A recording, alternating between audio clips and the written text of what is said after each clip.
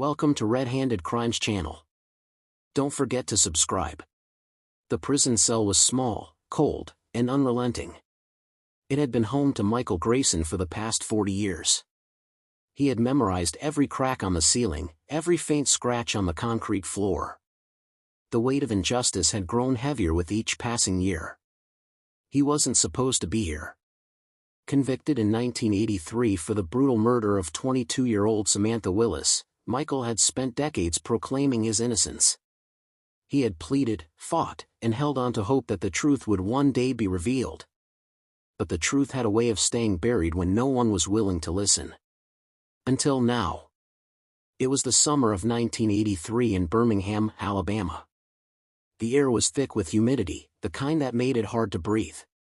Samantha Willis had been found in a wooded area, her body brutally assaulted. The town was horrified. They wanted justice. Michael, a 25-year-old factory worker, had been in the wrong place at the wrong time. He had no connection to Samantha, yet a rushed police investigation quickly turned its focus on him. A shaky eyewitness claimed to have seen him near the crime scene. That was all it took. No DNA, no hard evidence, just a desperate need for a conviction. The trial was swift. The prosecution painted Michael as a violent man, despite his clean record. His court-appointed attorney barely fought back. The jury deliberated for just 4 hours before deciding his fate, life in prison without parole. Michael's world shattered. He remembered the sound of his mother wailing in the courtroom. He remembered the cold steel of the handcuffs as he was led away. He remembered the judge's final words, sealing his fate. Prison was a slow death. The days blended into one another, marked only by the routine of roll calls and meager meals. The first 10 years were the hardest. The anger, the despair, it consumed him. He lost his mother in 1995. The guards gave him 5 minutes on the phone to process the news. He had lost the only person who had believed in him unconditionally. That day, a part of him died too. Through the years, he watched other inmates come and go. Some found justice. Some didn't. He fought to have his case reviewed, filing motion after motion. Each one was denied.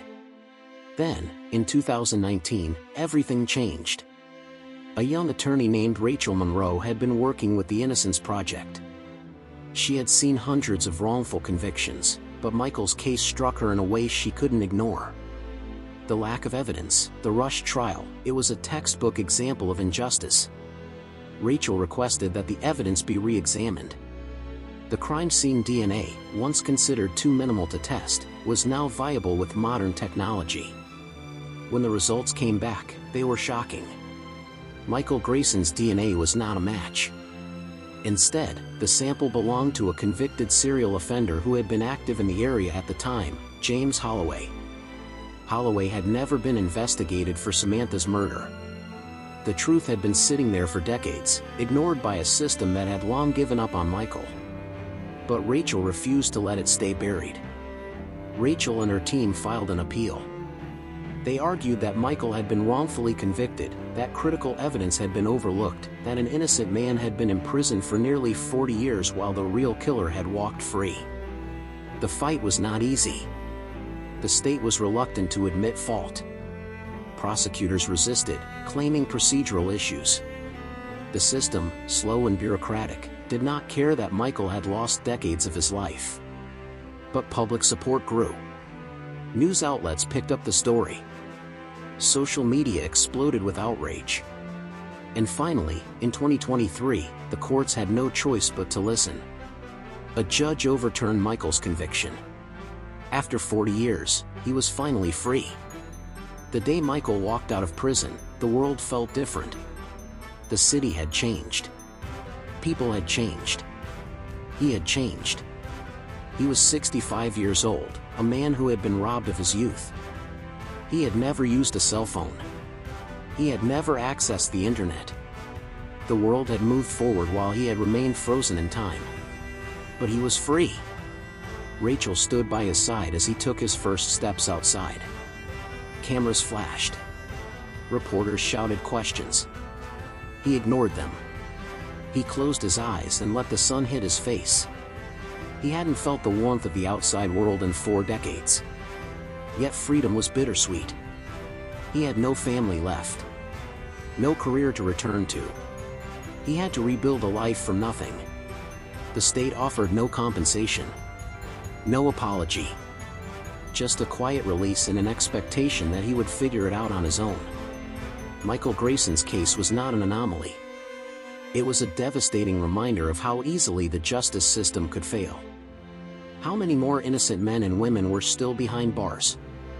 How many more lives had been stolen by a broken system? He had lost 40 years. But he would not let the next 40 be taken from him.